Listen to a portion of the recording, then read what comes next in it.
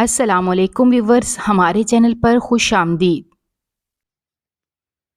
Please Fatima کچھ کھا لو، صبح سے یہ وقت ہو کیا ہے؟ کیوں بچوں کی طرح ضد کر کے مجھے پریشان کر رہی ہو؟ کیا چاہتی ہو؟ میں خیام کو بلاؤں؟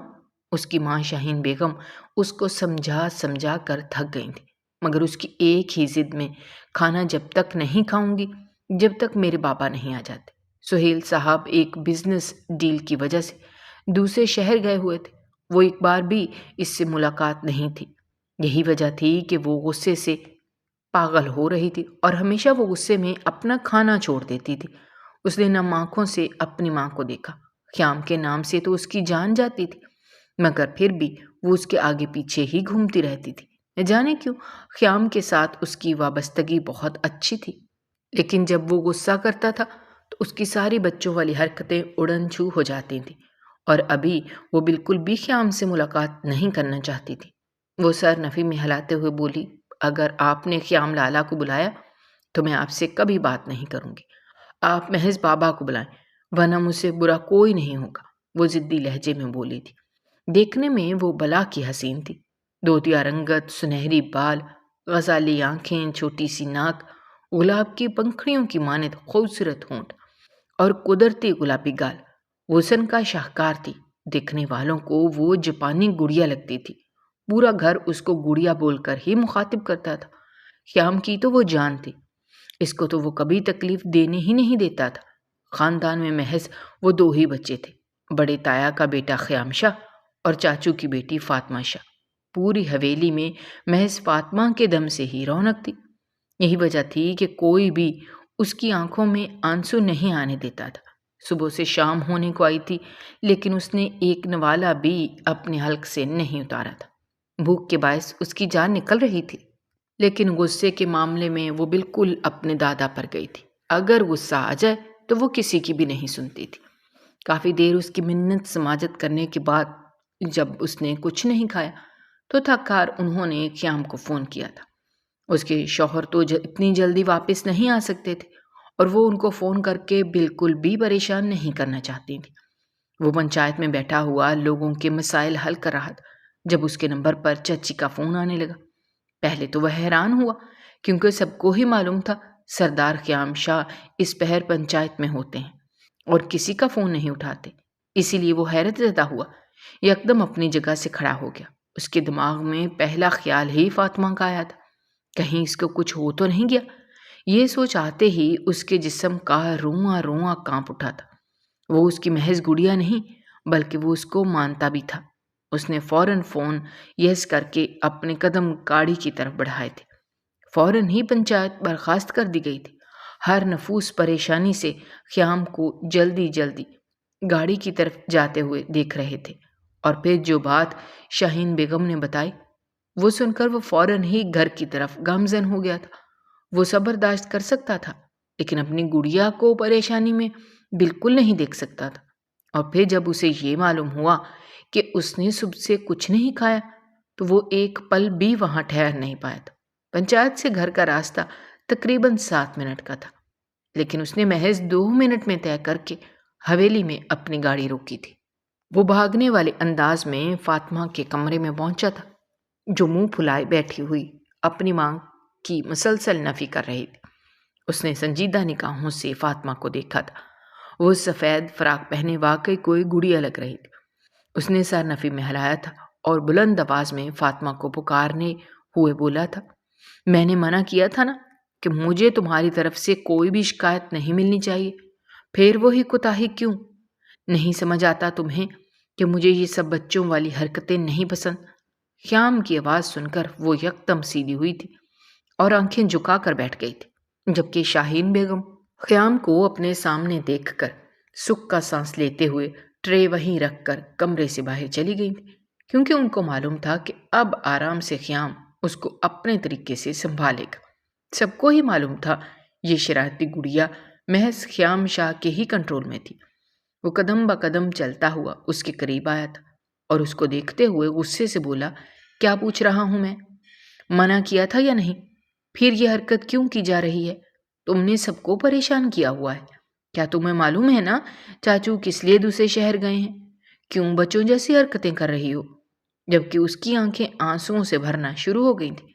وہ نم لہجے میں بولی تھی، بابا کو معلوم تھا آج میرا رزلٹ آنے والا ہے، پھر بھی وہ نہیں ٹھہرے۔ میں کبھی بھی ان سے بات نہیں کروں گی، وہ ایسا ہی کرتے ہیں۔ اس کے لہجے میں شکوہ تھا، جبکہ خیام نے گہری سانس ہوا کے سپرد کر کے ایک نوالہ بنایا تھا اور اس کے لبوں کی طرف بڑھاتے ہوئے بولا تھا، ناراضگی چاچو سے ہے، کھانے سے نہیں۔ میں تمہاری صحت کے معاملے میں بالکل بھی کوئی کمپرومائز نہیں کروں گا۔ مجھے سختی کرنے پر مجبور نہ کرو۔ اگر میں اپنے آپ پر آ گیا تو تم جانتی ہو سردار خیام شاہ پھر کس روپ میں آ جاتا ہے۔ وہ دھمکی دیتے ہوئے بولا تھا، اور اس کو معلوم تھا اس کی دھمکی ہمیشہ کی طرح کارآمد ثابت ہوگی۔ فاطمہ نے نم آنکھوں سے خیام کو دیکھا تھا۔ وہ 35 سالہ مرد تھا، دیکھنے میں وہ بے انتہا پرکشش شخصیت کا حامل تھا۔ سانولی رنگت، کھڑے نکوش، چہرے پر ہمہ وقت سنجیدگی۔ وہ کسی ریاست کا شہزادہ لگتا تھا۔ اپنے خاندان کے لیے وہ ہمیشہ تیار کھڑا رہتا تھا، کبھی بھی اپنے خاندان کو تکلیف سے گزرنے نہیں دیتا تھا۔ ہر تیر وہ اپنے سینے پر کھاتا تھا۔ اپنی فیملی سے بے انتہا محبت کرتا تھا۔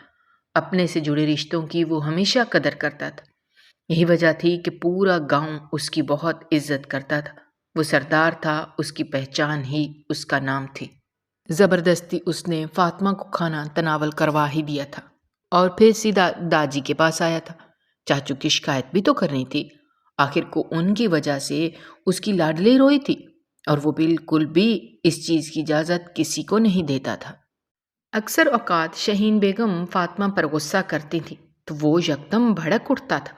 کسی کا بھی لحاظ کیے بغیر وہ سب کو سنا کے رکھ دیتا تھا۔ وجہ ایک ہی تھی، وہ فاطمہ سے بے انتہا محبت کرتا تھا۔ لیکن آج تک اس نے کبھی فاطمہ کو غلط نگاہوں سے نہیں دیکھا تھا، بلکہ ہمیشہ اس کو اپنی چھوٹی بہن ہی تسلیم کیا تھا۔ لیکن اس کو معلوم ہی نہیں تھا کہ اس کے گھر کے بڑے اس کے لیے اور فاطمہ کے لیے کیا فیصلہ لینے والے ہیں۔ وہ داجی کے کمرے کے قریب آیا تھا، کمرے کے دروازے پر دستک دی تھی۔ ہاں، وہ گاؤں کا سردار تھا، لیکن اس کو ادب و آداب بہت اچھے طریقے سے معلوم تھے۔ وہ کبھی بھی اپنے عہدے کا غرور نہیں کرتا تھا، خاص کر کے اپنے خاندان کے معاملے میں تو ہرگز نہیں۔ فوراً ہی اندر سے اجازت مل گئی تھی۔ وہ کمرے میں داخل ہوا تو داجی صوفے پر بیٹھے اخبار پڑھ رہے تھے۔ وہ ان کے قریب ہی بیٹھ گیا تھا۔ اپنے پوتے کو دیکھ کر ان کا سینہ فخر سے چوڑا ہو گیا تھا، اور جیسے ہی خیام نے ان کا ہاتھ اپنے لبوں سے لگایا تو ان کا چہرہ دمک اٹھا۔ وہ خیام کو دیکھتے ہوئے بولے تھے، جیتے رہو، بتاؤ کیسے آنا ہوا، اور پنچایت کے معاملات ٹھیک چل رہے ہیں؟ وہ پیشہ ورانہ انداز میں بولے تھے، جبکہ وہ ان کو اپنے ساتھ لگاتے ہوئے بولا تھا، داجی پریشان نہ ہو، آپ کا پوتا سب دیکھ لے گا، بس آپ سے آپ کے بیٹے کی شکایت کرنی ہے۔ وہ سیدھا ہوتے ہوئے بولا تھا۔ داجی حیران ہوئے اور اس کی جانب سوالیہ نگاہوں سے دیکھنے لگے۔ بھلا کس کی شکایت، انہیں سمجھ کچھ نہیں آیا تھا۔ وہ انتہا سنجیدگی سے دادا جی کی جانب دیکھتے ہوئے بولا، داجی آپ جانتے ہیں میں سب برداشت کر سکتا ہوں، لیکن فاطمہ کی آنکھوں میں آنسو نہیں۔ آپ چاچو کو سمجھائیں، جب بھی انہیں کاروباری مسائل کی وجہ سے شہر جانا پڑے تو لازمی فاطمہ سے ایک بار ملاقات کر کے جائیں۔ آج تو میں یہ بات بہت تحمل سے بول رہا ہوں، اگلے روز میں یہ بات ایک سردار کی حیثیت سے بولوں گا، پھر میں یہ بھول جاؤں گا کہ میرا ان سے کیا رشتہ ہے۔ وہ فاطمہ کے معاملے میں کسی کی نہیں سنتا تھا اور نہ ہی یہ دیکھتا تھا کہ سامنے کون کھڑا ہے۔ ہاں، وہ اپنے خاندان سے بے انتہا محبت کرتا تھا، لیکن فاطمہ سب سے اوپر تھی۔ جبکہ داجی نے حیران ہو کر خیام کو دیکھا تھا۔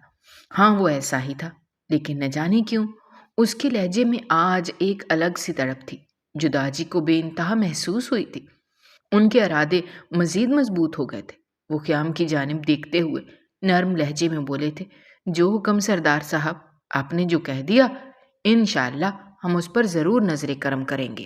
جبکہ وہ دھیما مسکرایا تھا اور اپنا کھانا اور داجی کا کھانا کمرے میں ہی منگوا کر ان کے ساتھ تناول کیا تھا۔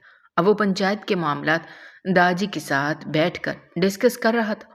ہاں، وہ سردار بن گیا تھا، اپنے معاملات وہ خود دیکھ سکتا تھا، لیکن اس کے باوجود بھی وہ ہر مسئلہ داجی کو ضرور بتاتا تھا۔ وہ سخت گیر انسان تھا، لیکن اس کے باوجود وہ اپنے گاؤں والوں کے لیے ایک نرم گوشہ رکھتا تھا۔ ہمیشہ ان کی آسائش کے لیے کچھ نہ کچھ کرتا ہی رہتا تھا۔ گاؤں والے اس کو سردار کی حیثیت سے بہت اہمیت دیتے تھے، سبھی اس سے بہت پیار کرتے تھے۔ وجہ اس کی ملنسار طبیعت اور نرم دل تھا۔ وقت کا پہیہ گھومتا جا رہا تھا۔ تقریباً 2 روز بعد سہیل صاحب اپنے کاروباری مسائل طے کر کے واپس لوٹ آئے تھے اور سیدھا اپنا بیٹی کے کمرے میں گئے تھے، اور حسب توقع ان کی چھوٹی سی گڑیا ناراض بیٹھی ہوئی اپنے کالج کا کام کر رہی تھی۔ وہ خاموشی سے اس کے پیچھے کھڑے ہو گئے تھے اور اس کو سمجھنے کا موقع دیے بغیر اس کی آنکھوں پر ہاتھ رکھ دیے تھے۔ فاطمہ کو معلوم تھا اس کے بابا آج واپس آ جائیں گے، اس لیے وہ زیادہ منہ پھیلا کر بیٹھی ہوئی تھی۔ اپنے باپ کا لمس محسوس کرتے ہی اس کے لبوں پر مسکراہٹ بکھر گئی تھی، مگر پھر بھی وہ اپنے آپ کو قابو کرتے ہوئے بولی تھی، میں بالکل آپ سے بات نہیں کروں گی۔ آپ نے جو میرے ساتھ کیا ہے وہ کبھی کوئی نہیں کرتا۔ آپ بالکل بھی اچھے بابا نہیں ہیں۔ 2 دن کے لیے آپ شہر گئے اور مجھ سے ملاقات بھی نہیں کی۔ اتنی ساری چیزیں آپ سے منگوانی تھی، جبکہ اصل بات منہ پر آنے پر اس نے فوراً اپنی زبان دانتوں تلے دبائی تھی، جبکہ سہیل صاحب بھی کہکہا لگاتے ہوئے ہنسے تھے اور اس کو اپنی طرف گھماتے ہوئے بولے تھے، ہمیں سب معلوم تھا، اس لیے ہم پہلے ہی آپ کی میجانی سے تمام تفصیل پوچھ چکے تھے کہ میری گڑیا کو کیا کیا چاہیے۔ جتنا ہمیں پتا تھا ہم لے آئے۔ اس روز ہمیں جلدی نکلنا تھا، اسی لیے آپ سے ملاقات نہیں ہو سکی۔ ہم معافی چاہتے ہیں۔ وہ اس کے آگے کان پکڑتے ہوئے بولے تھے، جبکہ وہ کھلکھلا کر ہنسی تھی۔ یہی تو اس کی چھوٹی سی دنیا تھی، جو اپنے ماں باپ، داجی، تاؤ تائی اور خیام کے گرد گھومتی تھی۔ بالکل بھی چلاک اور تیز ترار لڑکی نہیں تھی، بلکہ ایک معصوم اور شرارتی گڑیا تھی جو پوری حویلی کو اپنے کہکہوں سے روشن کر رکھتی تھی۔ وقت گزرتا جا رہا تھا، جو اسے کالج کی طرف روانہ ہوتا تھا۔ شہر جانے کی وجہ سے وہ کافی پریشان تھی۔ انٹر اس کا مکمل ہو گیا تھا۔ آج فیئرویل کی پارٹی تھی۔ اس کا ارادہ نہیں تھا، کیونکہ خیام کو یہ سب بالکل پسند نہیں تھا۔ اس نے پہلے ہی کالج میں ایڈمیشن دلانے سے پہلے اس کو تاکید کی تھی کہ گڑیا، اگر تمہیں آگے پڑھائی جاری رکھنی ہے تو اپنے دماغ میں یہ بات بٹھا لو، پارٹی ہو، پکنک ہو، تم کسی بھی چیز کی ضد نہیں کرو گی، اور نہ ہی مطالبہ۔ اگر تم نے ایسا کیا تو ہم میں سے برا کوئی نہیں ہوگا، لیکن فیئرویل میں وہ جانا کسی بھی صورت ضائع نہیں کر سکتی تھی۔ اس کی ساری دوستیں آ رہی تھیں، اس لیے وہ حد سے زیادہ بے چین تھی۔ اس نے کچھ سوچ کر اپنے آپ کو خاموشی رکھا تھا۔ اس نے سوچا تھا جس دن جانا ہوگا اس دن تیار ہو کر باہر آ جائے گی۔ کیا پتا داجی اور خیام کو رحم آ جائے اور اس کو جانے کی اجازت مل جائے۔ یہی سوچ کر اس نے اپنا منصوبہ تیار کر لیا تھا۔ آج اس نے مہرون رنگ کی پیروں کو چھوتی فراک پہنی تھی، جو اس کی دودیا رنگت پر خوب جچ رہی تھی۔ سنہری بال پشت پر کھول رکھے تھے اور مہرون لپسٹک لگائے وہ حسن کی شاہکار لگ رہی تھی۔ وہ خاموشی سے اپنے کمرے سے باہر آئی، چاروں جانب نگاہ گھمائی تو ہر نفس اپنے کمرے میں ہی موجود تھا۔ صبح سویرے کا وقت ہو رہا تھا۔ داجی اپنے کمرے میں تھے۔ خیام تھوڑی دیر سے اٹھنے کا عادی تھا۔ نماز فجر ادا کرنے کے بعد وہ ہمیشہ آرام کرتا تھا۔ تائی اور تاؤ بھی اپنے کمرے میں آرام کر رہے تھے۔ محض شاہین بیگم ہی جاگی ہوئی تھی، کیونکہ سہیل صاحب جلدی اپنے آفس جاتے تھے۔ وہ اپنی فراق سنبھال کر سہج سہج کر قدم اٹھاتی ہوئی سہیل صاحب کے کمرے کے پاس آئی تھی۔ اس کی ایک نگاہ گھمائی تو حویلی میں کوئی بھی نفوس نظر نہیں آ رہا تھا۔ اس نے ایک گہری سانس ہوا کے سپرد کی تھی۔ اپنے اندر ہمت جمع کر کے وہ کمرے میں داخل ہو گئی تھی۔ سہیل صاحب تیار بیٹھے یقیناً اپنی زوجہ کا انتظار کر رہے تھے تاکہ وہ ناشتہ دیں اور وہ جلد سے جلد آفس کے لیے نکل جائیں۔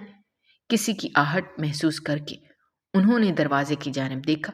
فاطمہ وہیں تیار کھڑی اپنی انگلیاں مروڑ رہی تھی۔ سہیل صاحب کے ماتھے پر بل آئے تھے۔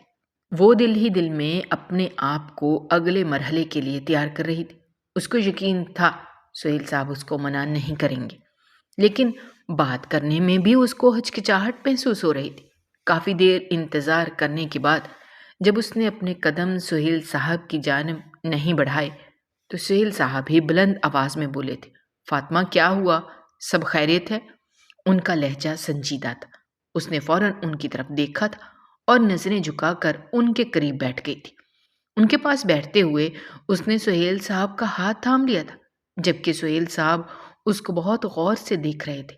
وہ دھیمی آواز میں بولی، بابا جان، میں جانتی ہوں ہمارے خاندان میں عورتوں کو اتنی آزادی کی اجازت نہیں ہے، لیکن بابا، میں آپ کی لاڈلی بیٹی ہوں، اور وہ بھی اکلوتی۔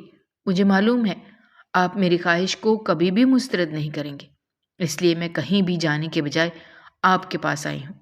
وہ نظریں جھکائے دھیمی دھیمی آواز میں بول رہی تھی، جبکہ سہیل صاحب اس کو غور سے سن رہے تھے۔ کئی حد تک وہ اس کا مطالبہ سمجھ گئے تھے۔ فاطمہ نے نگاہیں اٹھا کر اپنے باپ کو دیکھا تھا، جہاں پر دنیا جہان کی سنجیدگی موجود تھی۔ اس نے یکدم اپنی نگاہوں کا زاویہ تبدیل کیا تھا اور اٹک اٹک کر بولی تھی، بابا جان، مجھے فیئرویل پارٹی میں جانا ہے، میری ساری دوستیں آ رہی ہیں۔ اگر خیام لالا یا دادا کے پاس گئی تو وہ منع کر دیں گے، اسی لیے میں آپ کے پاس بہت امید کے ساتھ آئی ہوں۔ میں نے آج تک نہ کبھی کسی فنکشن میں جانے کا مطالبہ کیا ہے اور نہ ہی کبھی اسکول پکنک پر، لیکن بابا پلیز مجھے فیئرویل پارٹی میں جانے کی اجازت دے دیں، میری سب دوستیں آ رہی ہیں، وہ منت کرنے والے انداز میں بولی تھی، جبکہ سہیل صاحب جو منع کرنے کا ارادہ رکھتے تھے، اس کا انداز دیکھ کر ان کا فوراً دل پگھل گیا تھا اور وہ اس کو اپنے سینے سے لگاتے ہوئے بولے تھے، میری لاڈو، جب بھی کچھ چاہیے ہوتا ہے آپ ہمیشہ حق سے بولتی ہیں، تو آج منت کیوں کر رہی ہیں؟ ہم آپ کے بابا جان ہیں، خیام لالا یا داد جی نہیں، جو آپ کی خواہشوں کو نظر انداز کر دیں گے۔ جبکہ یہ بات سن کر اس کا دل بے ساختہ بھر آیا تھا اور وہ اپنے باپ کے ماتھے کو چومتے ہوئے گلوگیر لہجے میں بولی تھی، بابا جان، آپ جیسا باپ دنیا کی ہر بیٹی کو نصیب ہو، آپ میرے سپرمین ہیں۔ وہ یہ بولتے ہی ان کے گلے سے لگ گئی تھی اور اسی وقت شاہین بیگم کمرے میں داخل ہوئی تھی۔ یہ منظر دیکھ کر وہ بے ساختہ بولی، کیا چل رہا ہے یہ باپ بیٹی میں، اور یہ تم کس خوشی میں دلہن بن کر صبح صبح گھوم رہی ہو؟ خیریت ہے؟ جبکہ اس نے ٹیڑھی نگاہوں سے اپنے باپ کو دیکھا تھا، کیونکہ اس کو معلوم تھا کہ اگر اس کی اماں حضور کو یہ بات معلوم ہو گئی کہ وہ فیئرویل پارٹی میں جا رہی ہے تو وہ کبھی بھی اس کو جانے کی اجازت نہیں دیں گی۔ یہی وجہ تھی کہ وہ تھوڑا گھبرا چکی تھی، مگر فوراً ہی سہیل صاحب نے بات سنبھالی تھی اور اپنی بیوی کو دیکھتے ہوئے حکمیہ لہجے میں بولے تھے، یہ آپ کے معاملات نہیں ہیں، آپ سے ناشتہ لانے کے لیے بولا تھا اور آپ نے اتنی دیر لگا دی، حالانکہ آپ کو معلوم ہے کہ ہمیں جلد نکلنا ہوتا ہے۔ حویلی سے شہر جانے میں ہی 1.5 گھنٹے کا وقت لگ جاتا ہے اور پھر شہر پہنچ کر بھی اتنی لمبی مسافت ہوتی ہے۔ کئی بار آپ کو ہم بول چکے ہیں کہ ہم تینوں شہر شفٹ ہو جاتے ہیں، لیکن نہ آپ میری بات سنتی ہیں اور نہ ہی آپ کی یہ لاڈلی۔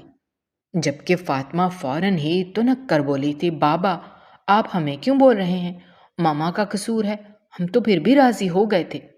جبکہ شاہین بیگم توپوں کا رخ اپنی طرف آتا دیکھ کر فوراً ہی بات بدل گئی تھی، مگر ان کی سوئی فاطمہ میں ہی اٹکی ہوئی تھی، جو اتنی تیار ہو کر نہ جانے کہاں کی تیاریوں میں مشغول تھی۔ انہیں یکدم خیام کا خیال آیا تھا، اگر اس کو ذرا بھی اس بات کی بھنک پڑ جاتی کہ وہ بال کھول کر میرون رنگ کی لپسٹک لگا کر گھر سے باہر گئی ہے تو وہ فاطمہ کی ٹانگ توڑ دیتا۔ وہ حد سے زیادہ ان تمام حرکتوں کے خلاف تھا۔ اس کو یہ باتیں بالکل بھی پسند نہیں تھی۔ وہ عورت ذات کو پردے میں رکھنے کا عادی تھا۔ اس کو معلوم تھا عورت کی مریادہ کیا ہوتی ہے۔ باہر رہنے والے انسانی درندوں کے بارے میں وہ بخوبی واقف تھا۔ سہیل صاحب نے کھانا تناول کر کے فاطمہ کی جانب سوالیہ نگاہوں سے دیکھا تھا، جبکہ وہ فوراً اپنی جگہ سے کھڑی ہو گئی تھی اور اپنا دوپٹہ سر پر رکھتے ہوئے بولی تھی، چلیں بابا، دیر ہو رہی ہے، میری ساری دوستیں پہنچ گئی ہوں گی۔ انہوں نے سر کو ہلکی سی جنبش دی تھی، جبکہ کافی دیر سے برداشت کرتی ہوئی شاہین بیگم اب پھٹ پڑی تھی اور دونوں باپ بیٹی کی جانب دیکھتے ہوئے غصے سے بولی تھی، یہ سب کیا چل رہا ہے؟ آپ مجھے کچھ بتانا پسند کریں گی؟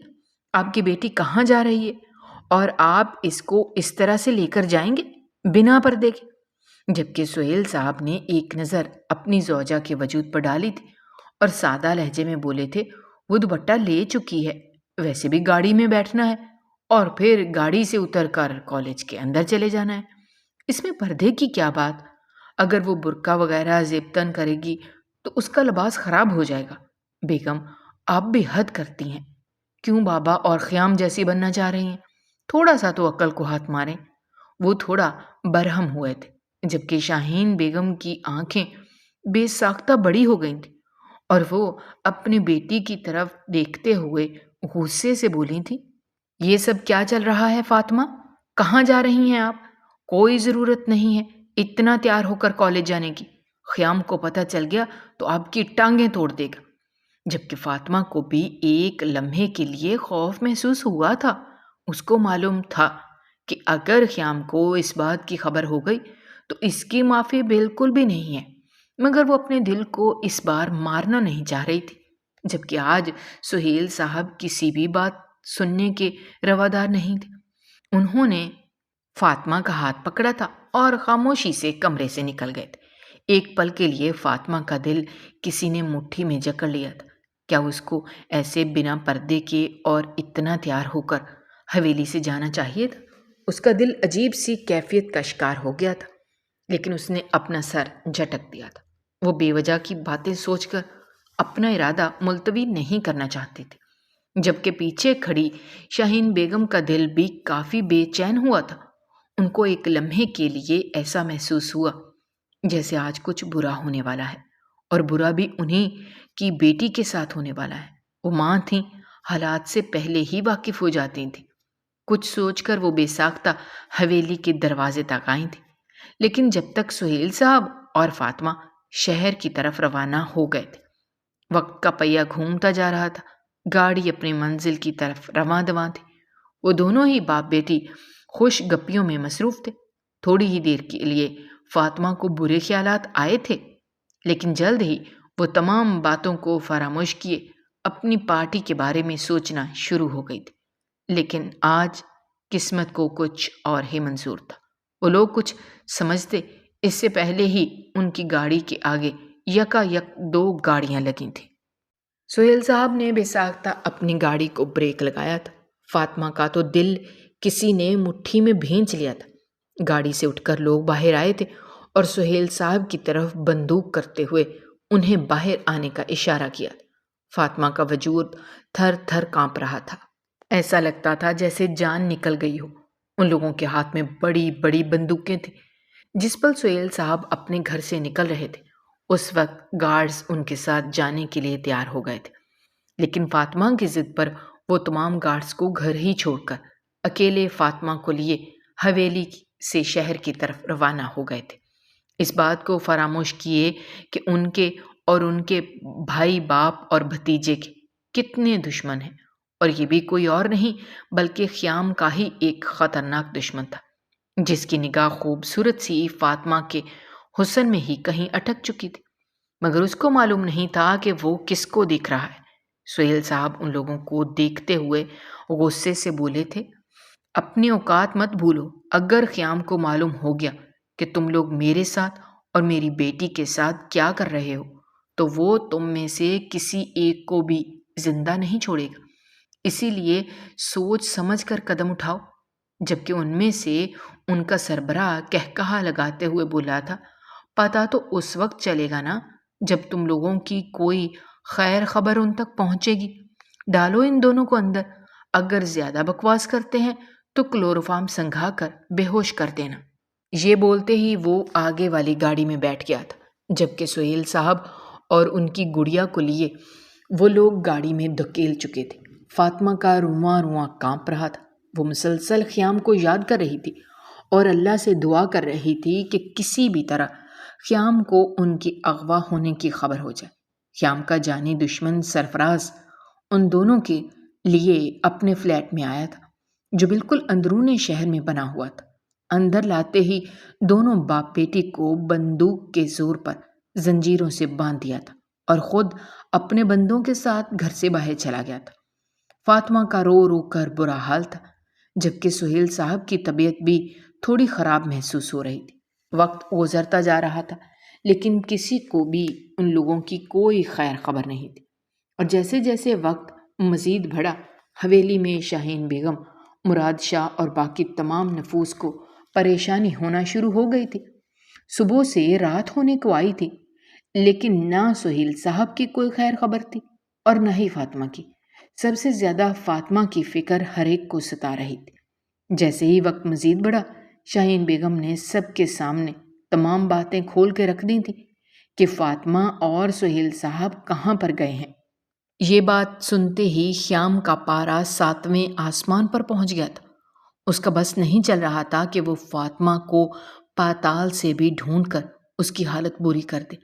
وہ غصے سے دندناتا ہوا گھر سے باہر نکل گیا تھا، جبکہ داجی نے اس کی پشت کو گہری نگاہوں سے دیکھا تھا۔ وہ سیدھا شہر جانے والے راستے پر گامزن ہوا تھا۔ اس کو معلوم تھا جو بھی حادثہ ان دونوں کے ساتھ پیش آیا ہے وہ اسی راستے پر آیا ہوگا جہاں سے شہر کے لیے گزرنا پڑتا ہے، اور اس کی سوچ کے بالکل ٹھیک مطابق چند پل کی مسافت کے بعد اس کو سہیل صاحب کی گاڑی نظر آ گئی تھی۔ وہ وہیں سر تھام کر بیٹھ چکا تھا۔ فاطمہ کا سامان اور گاڑی کی چابی سب وہیں پر موجود تھا۔ یقیناً ان دونوں کو اغوا کیا گیا تھا۔ اس کا دماغ گھوڑے کی رفتار کی مانند کام کرنا شروع کر چکا تھا۔ اس نے فوراً اپنا موبائل نکالا تھا۔ اس کو یاد تھا اس نے ایک دفعہ فاطمہ کو ایک گھڑی دی تھی جس میں ٹریکر لگا ہوا تھا۔ یہ بات فاطمہ کو بھی معلوم نہیں تھی، مگر احتیاط کے طور پر وہ فاطمہ کے ہاتھ میں باندھ چکا تھا اور اس کو تاکید کی تھی کہ کبھی بھی اس گھڑی کو نہیں اتارنا۔ وجہ اس نے بتانا ضروری نہیں سمجھی تھی۔ اس کے بہت دشمن تھے اور وہ کبھی بھی دشمن کو اپنی کمزوری سے واقف نہیں ہونے دینا چاہتا تھا۔ اسی لیے وہ ہمیشہ فاطمہ کو 4 دیواری میں چھپا کے رکھنے کا عادی تھا، مگر اس کی محض نیند نے سب کچھ برباد کر دیا تھا۔ اس نے فوراً اپنا موبائل نکال کر گھڑی سے لوکیشن نکالنے کی کوشش کی۔ اس کو یقین تھا فاطمہ مرتی مر جائے گی، لیکن کسی بھی قیمت پر گھڑی نہیں اتارے گی، کیونکہ اس نے سخت تاکید کی تھی اور فاطمہ محض ایک خیام سے ہی تو ڈرتی تھی۔ اس کے علاوہ تو وہ کسی کو گھاس ڈالنا بھی ضروری نہیں سمجھتی تھی۔ اس کے سوچنے کے بالکل ٹھیک مطابق لوکیشن مل گئی تھی۔ اس نے فوراً ہی پولیس کو اطلاع کی تھی اور ان کی مدد سے وہ اس اندرون شہر کی جانب بڑھا تھا جہاں پر وہ فلیٹ موجود تھا۔ اس کا دل بری طرح پریشان ہو رہا تھا۔ وہ مسلسل محض ایک ہی دعا کر رہا تھا کہ اس کی فاطمہ ٹھیک ہو، اس کے ساتھ کوئی مسئلہ پیش نہ آیا ہو۔ اور کہتے ہیں نا، شدت سے مانگی گئی دعائیں رب تعالیٰ ضرور قبول کرتے ہیں۔ اس کے ڈھونڈنے پر اللہ نے مدد کی تھی اور چند پل کی مسافت کے بعد ہی وہ اس اندرون شہر پہنچ گئے تھے۔ فلیٹ کے قریب آ کر اس نے اللہ اکبر کی صدا لگائی تھی اور پولیس آفیسر نے دروازہ توڑ دیا تھا۔ سامنے ہی لاؤنج میں سہیل صاحب اور فاطمہ زنجیروں سے بندھے ہوئے ابتر حالت میں موجود تھے۔ اس نے فوراً ہی فاطمہ اور سہیل صاحب کو زنجیروں سے علیحدہ کیا تھا، جبکہ سہیل صاحب اپنے بھتیجے کو سامنے دیکھ کر ایک بار پھر جی اٹھے تھے۔ اس کو سینے سے لگایا تھا۔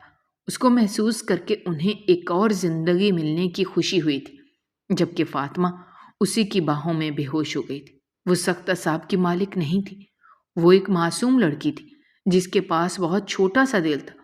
اس کے نکوش تن گئے تھے۔ اس نے فوراً پانی ڈھونڈ کر اس کو ہوش میں لانے کی کوشش کی تھی، جبکہ اس کی مندی مندی آنکھیں کھول کر خیام کو دیکھا تھا جو اس کو سخت نگاہوں سے گھور رہا تھا۔ ہوش میں آتے ہی وہ اپنے باپ کے سینے میں چھپ گئی تھی۔ اس کو معلوم تھا خیام اس کو کسی صورت معاف نہیں کرے گا۔ پولیس تمام مورچے سنبھال چکی تھی، جبکہ خیام سہیل صاحب اور فاطمہ کو لیے حویلی کی طرف گامزن ہو گیا تھا۔ وہ پیچھے بیٹھی تھر تھر کانپ رہی تھی۔ اس کو معلوم تھا گھر جا کر خیام کی جانب سے محض ذلت ہی ملنی ہے، اور اس کے سوچنے کے بالکل ٹھیک مطابق حویلی لاتے ہی اس نے سب کے درمیان ایک گھماتا ہوا زناٹے دار تھپڑ فاطمہ کے چہرے پر رسید کیا تھا اور اس کے بال کھینچتے ہوئے غصے سے بولا تھا، آئندہ کے بعد اگر میری اجازت کے بغیر تم نے حویلی سے قدم نکالنے کے بارے میں سوچا بھی تو میں تمہاری جان لے لوں گا۔ تم نے اپنی زندگی کو مذاق سمجھا ہوا ہے۔ تمہیں اس بات کا علم ہونا چاہیے کہ تم جس خاندان سے تعلق رکھتی ہو اس خاندان کے مرد کئی دشمنیاں پال کر بیٹھے ہوئے ہیں۔ تمہیں ہر قدم پھونک پھونک کر اٹھانا پڑے گا۔ وہ جانتا تھا کہ وہ غلط کر رہا ہے، لیکن اس کے دل میں ڈر بٹھانا بے انتہا ضروری تھا۔ جبکہ فاطمہ کا پورا وجود لرز اٹھا تھا۔ اس نے خواب و خیال میں بھی نہیں سوچا تھا کہ خیام اس پر ہاتھ اٹھائے گا۔ وقت دھیرے دھیرے گزرنے لگا تھا۔ داجی اپنے ارادے مزید مضبوط کر چکے تھے۔ انہوں نے سہیل صاحب کو کھری کھری سنائی تھی۔ ان کی ہمت بھی کیسے ہوئی ان کی پوتی کو بغیر اجازت باہر لے جانے کی، جبکہ سہیل صاحب بالکل خاموش تھے۔ وہ اپنی غلطی تسلیم کر رہے تھے۔ انہیں معلوم ہو چکا تھا کہ عورت کے لیے پردہ کتنا ضروری ہوتا ہے اور ان کے خاندان کے لیے حفاظتی اقدامات بھی کتنے ضروری ہیں۔ داجی کے حکم پر گھر کے تمام بڑوں نے سر جھکا دیا تھا۔ ویسے بھی یہ رشتہ بچپن میں ہی طے ہو چکا تھا، محض بچوں کو بتانے کی دیر تھی۔ انہوں نے خیام کو آج اپنے کمرے میں یاد کیا تھا۔ وہ جو ڈیرے سے آ کر سیدھا اپنے کمرے میں جانا چاہتا تھا، لیکن داجی کے بلاوے پر کافی حیران ہوا تھا۔ وہ سیدھا ان کے کمرے میں داخل ہوا تھا، جبکہ داجی ٹانگ پر ٹانگ چڑھانے بیٹھے اس کے ہی آنے کا انتظار کر رہے تھے۔ اس نے قریب جا کر داجی کے ہاتھ کو چوما تھا اور عقیدت سے آنکھوں سے لگایا تھا، جبکہ داجی اس کو دیکھ کر مسکرا اٹھے تھے۔ اس کے بال بگاڑتے ہوئے بولے تھے، کافی دیر سے ہم تمہارا انتظار کر رہے تھے، آج تم نے آنے میں کافی دیر لگا دی۔ جبکہ وہ داجی کو دیکھتے ہوئے بولا تھا، آج معاملہ کافی بگڑ گیا تھا، لیکن میں نے سب چیزیں سنبھال لی ہیں۔ آپ نے کیوں یاد کیا؟ میں آرام کرنے جا رہا تھا، وہ تھکے ہوئے انداز میں بولا تھا، جبکہ داجی نے ایک نگاہ اس کے وجود پر ڈالی تھی اور دھیرے دھیرے اپنا فیصلہ اس کے گوش و گزار کر دیا تھا۔ میں جانتا ہوں خیام، تم نے فاطمہ کو کبھی اس نظر سے نہیں دیکھا ہوگا، لیکن یہی حقیقت ہے۔ ہم بچپن میں ہی تمہارا اور فاطمہ کا رشتہ طے کر چکے تھے۔ نہ ہم تمہارے لیے باہر کی کوئی لڑکی لانا چاہتے ہیں اور نہ ہی اپنی فاطمہ کو دوسرے گھر بھیجنا چاہتے ہیں۔ جب گھر میں ہی رشتہ موجود ہے تو ہمیں نہیں لگتا کہ ہمیں باہر لڑکی ڈھونڈنے جانا چاہیے۔ خیام نے حیران ہو کر داجی کو دیکھا تھا۔ وہ صاف گوئی سے بولے تھے، میں نے آپ کے لیے اپنی پوتی فاطمہ کو چن لیا ہے اور امید کرتے ہیں کہ آپ کو ہمارے فیصلے پر کوئی اعتراض نہیں ہوگا۔ اس کی آنکھیں پھٹی کی پھٹی رہ گئی تھیں۔ اس کو بالکل یقین نہیں آ رہا تھا کہ داجی کیا بول رہے ہیں۔ وہ بے یقین لہجے میں بولا تھا، داجی، میں اور فاطمہ، آپ نے ایسا سوچ بھی کیسے لیا؟ وہ میرے لیے بالکل میری۔ وہ مزید کچھ کہتا اس سے پہلے ہی داجی نے اپنا ہاتھ کھڑا کیا اور اس کو دیکھتے ہوئے بولے تھے، فضول گوئی سے پرہیز کیا کریں۔ نہ وہ آپ کی بہن ہے اور نہ ہی آپ کی گڑیا، وہ محض آپ کی کزن ہے اور اب بہت جلد آپ کی بیوی بن جائے گی۔ اگر آپ نے ہمارے فیصلے کو انکار کیا تو یاد رکھنا، میرا آپ سے اور آپ کا مجھ سے کوئی تعلق نہیں رہے گا۔ میں اپنی پوتی باہر نہیں دینا چاہتا، یہی میرا فیصلہ ہے۔ یہ بول کر انہوں نے رخ پھیر لیا تھا، جبکہ خیام حیرت زدہ رہ گیا تھا۔ اس نے کبھی خواب و خیال میں بھی نہیں سوچا تھا کہ وہ داجی کے منہ سے ایسی بات سنے گا۔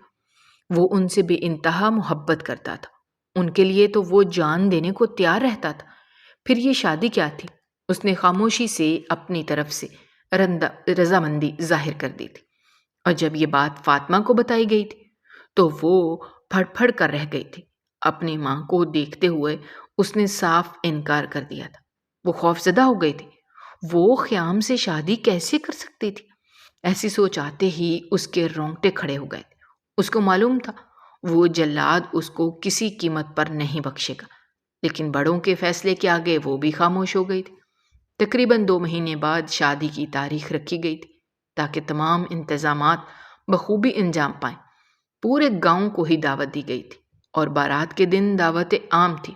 تمام گاؤں والے ان کی شادی میں شرکت کر کے کھانا کھا سکتے تھے۔ وہ عروسی لباس میں چاند کا ٹکڑا لگ رہی تھی، لیکن اندر سے خوف کے مارے کانپ رہی تھی۔ اس کو نہیں معلوم تھا خیام اس کے ساتھ کیا کرے گا، مگر وہ شادی کے رات کے تمام تقاضے بخوبی جانتی تھی۔ یہی وجہ تھی کہ اس کی حالت پتلی ہو رہی تھی۔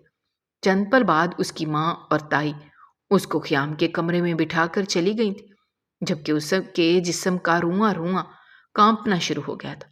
وہ دل ہی دل میں دعا کر رہی تھی کہ آج سب کچھ بہتر ہو جائے، خیام اس پر غصہ نہ کرے۔ اس واقعے کے بعد ان دونوں کے درمیان بالکل بات چیت نہیں ہوئی تھی۔ فاطمہ اس سے خفا تھی اور قیام اس کو دیکھنا بھی نہیں چاہتا تھا۔ تھوڑی دیر بعد وہ کمرے میں داخل ہوا تھا۔ وہ روایتی دلہنوں کی طرح اس کے نام کی سیج سجا کر بیٹھی ہوئی تھی۔ اس نے ایک نظر فاطمہ کے وجود پر ڈالی تھی، مگر وہ نظر انداز کیے صوفے پر بیٹھ گیا تھا۔ اسے شدید ناگواری محسوس ہو رہی تھی۔ اس کو سمجھ نہیں آ رہا تھا کہ وہ کس طرح سب چیزوں کو سنبھالے۔ وہ خیام شاہ، گاؤں کا سردار، سب اس کے آگے جھکتے تھے اور آج وہ بے بسی کی موت بنا بیٹھا تھا۔ اس کو سمجھ نہیں آ رہا تھا کہ وہ کیا کرے۔ یہی سوچتے سوچتے کب وہ نیند کی وادیوں میں کھویا، اس کو کچھ علم ہی نہیں تھا۔ دن بھر کام کرنے کے باعث اس کا جسم تھکن سے چور ہو گیا تھا۔ وہ جو کافی دیر تک خیام کے آنے کا انتظار کرتی رہی تھی، اب اس کو گہری نیند میں اترتا دیکھ اس نے ایک سکون کا سانس خارج کی تھی۔ اس نے اپنا گھونگھٹ اٹھا دیا تھا اور خیام کے خوبرو چہرے کو دیکھتے ہوئے مسکرائی تھی۔ اس کو شدید بھوک لگ رہی تھی۔ ان تمام الجھنوں کے چکر میں اس نے ایک نوالہ بھی اپنے حلق سے نہیں اتارا تھا۔ وہ جب بھی پریشان ہوتی تھی تو کھانا چھوڑ دیتی تھی۔ یہی وجہ تھی کہ اب بھوک سے اس کی جان نکل رہی تھی۔ کچھ سوچ کر وہ اپنے بستر سے اٹھی تھی اور اس نے سوچا تھا کہ خیام گہری نیند میں ہے، وہ جلدی جائے گی اور جلدی واپس آ جائے گی۔ لیکن اس کو معلوم نہیں تھا کہ وہ کس مشکل میں پھنسنے والی ہے۔ اس نے ایک احتیاطی نگاہ خیام پر ڈالی تھی اور دبے قدموں سے جیسے ہی کمرے سے باہر نکلی، اس کے بھاری لباس اور چوڑیوں کا شور سن کر خیام فوراً اٹھ بیٹھا تھا۔ اس کو سمجھ نہیں آیا تھا کہ یہ شور کس چیز کا ہے۔ اس نے گردن گھما کر دروازے کی جانب دیکھا تو وہ خاموشی سے کمرے سے باہر نکلنے کی کوشش کر رہی تھی۔ ابھی وہ چند قدم ہی چلی تھی کہ خیام نے اس کے منہ پر ہاتھ رکھا اور اٹھا کر واپس کمرے میں بیڈ پر لا پھینکا تھا۔ اس کا غصے سے برا حال ہو رہا تھا۔ وہ اس کی جانب دیکھتے ہوئے دھاڑا تھا، تم اس طرح باہر کیوں نکلی؟ اس کا دل کیا کہ وہ اس کے منہ پر ایک تھپڑ جڑ دے۔ اگر کوئی اس کو اس لباس میں باہر اس پہر دیکھ لیتا تو نہ جانے اس کے بارے میں کیا سوچتا۔ وہ تو نادان تھی، لیکن وہ عقل مند تھا، ہر چیز کو سمجھنے والا انسان تھا۔ جبکہ فاطمہ نے نم آنکھوں سے خیام کو دیکھا تھا، وہ اس کو اس روپ میں دیکھ کر سہم گئی تھی اور کانپتے ہوئے لہجے میں بولی تھی، وہ مجھ کو بھوک لگ رہی تھی۔ دلہن بنی 18 سالہ فاطمہ نے بے بسی سے کہا تھا۔ خیام سرخ آنکھوں سے اس کو گھورتا رہا تو فاطمہ نے ایک دم رونا شروع کر دیا۔ 35 سالہ خیام نے کبھی خواب میں بھی نہیں سوچا تھا کہ جو لڑکی ہر وقت لالا کہہ کر اس کے سر چڑھتی رہتی تھی، داجی اس کو زبردستی اس کی دلہن بنا دیں گے۔ یکدم نہ جانے کیوں اس کو طیش آیا تھا۔ خیام نے اس کی کلائی کو پکڑ کر اسے اپنی طرف کھینچا تھا اور اچانک کی اس کی نیت تبدیل ہو گئی تھی۔ اس کی باہوں میں موجود وہ وجود حلال تھا اور وہ اپنے جذبات اس پر عیاں کر سکتا تھا۔ ہاں، وہ اس سے محبت نہیں کرتا تھا، مگر وہ اس سے نفرت بھی نہیں کرتا تھا۔ فاطمہ اس کے لیے بے انتہا ضروری تھی، وہ اس کو رخصت بھی نہیں کرنا چاہتا تھا۔ اس لیے لیکن اس نے کبھی خواب میں بھی نہیں سوچا تھا کہ وہ اس کو اپنی بیوی بنائے گا، مگر جب حالات نے اس دوراہے پر لا کر کھڑا کر ہی دیا تھا تو وہ اس رشتے کو تسلیم کرنا چاہتا تھا۔ وہ دھیرے دھیرے فاطمہ کے قریب ہونا شروع ہو گیا تھا، جبکہ فاطمہ سہم گئی تھی، مگر اس نے بھی خیام کو اپنے آپ سے دور نہیں جھٹکا تھا، بلکہ خاموشی سے سر جھکا دیا تھا۔ وہ رات ان دونوں کے ملن کی رات تھی، جبکہ اس ملن کے باعث ان دونوں کے درمیان خوف اور غصے کی دیواریں گر گئی تھیں۔ ان دونوں نے نئی زندگی کا آغاز کر دیا تھا۔ خیام ہر بار کی طرح اسے اپنی آغوش میں سمیٹ لیتا تھا، جبکہ وہ ہمیشہ اپنی بچکانہ حرکتوں سے اس کو غصہ دلانے کی کوشش کرتی رہتی تھی، مگر ان دونوں کے وجود سے ہی پوری حویلی میں رونق تھی۔ اگر آپ کو ہماری کہانیاں پسند آ رہی ہیں تو ہمارے چینل کو سبسکرائب کیجیے، ویڈیوز پر کمنٹ کیجیے اور شیئر کیجیے۔ شکریہ۔